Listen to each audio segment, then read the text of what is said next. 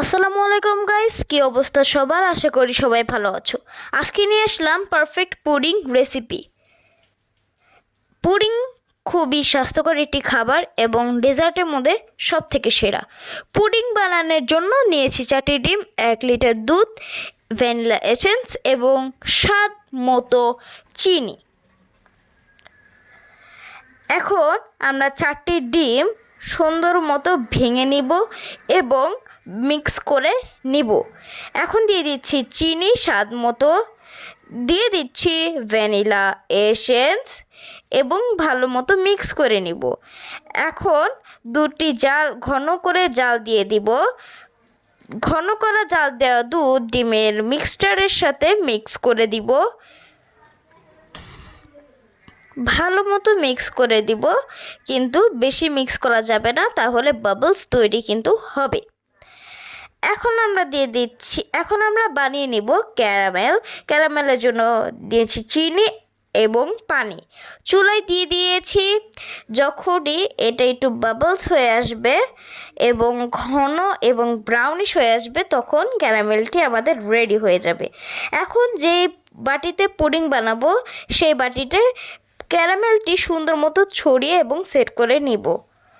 পুডিংটা যে ক্যারামেল আছে, এই ক্যারামেলটা এখন আমরা ডিপ ফ্রিজে 5 থেকে 10 মিনিটের জন্য সেট করতে দিব।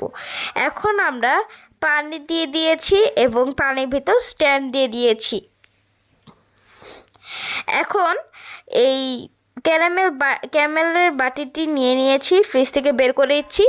এখন আমরা যে পুডিংয়ের যে মিক্সচারটা আছে, ওইটা ঢেলে নিব ছেঁকে নিলে এই পুডিংয়ের যে ভেতরে দানাদার জিনিসগুলো কিন্তু আটকে যাবে। এখন আমরা বাটিটি ফয়েল পেপার দিয়ে র্যাপ করে দিব। পানিটা বলক উঠে গেছে। এখন আমরা চুলার আঁচটা একটু কমিয়ে দিব। এখন আমরা এটার উপর বাটিটি দিয়ে দেব এবং উপরে ঢাকনা দিয়ে দিব। চুলার আঁচটা কিন্তু খুবই কম রাখতে হবে, ঠিক আছে?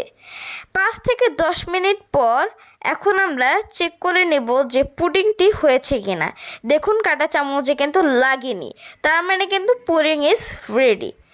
এখন আমরা একটু বোলের ভিতর পানি নিয়ে নিয়েছি এবং বাটিটা একটু পানি দিয়ে ঠান্ডা করে নেব, যাতে ধরতে অসুবিধা না হয়, এই কারণে। এখন পুডিংয়ের সাইডটা ছাড়িয়ে নেব, যাতে প্লেটে আমরা ঢালতে পারি। এখন পুডিংটা আমরা প্লেটে ঢেলে নিয়েছি। এখন আমরা 5 থেকে 10 মিনিটের জন্য ফ্রিজে রেখে দিব। পুডিংয়ের পাশে কিন্তু অত বেশি ছিদ্র হয়নি। নর্মাল ফ্রিজে 5 থেকে 10 মিনিট আমরা কিন্তু রেখে দিচ্ছি। দেখুন,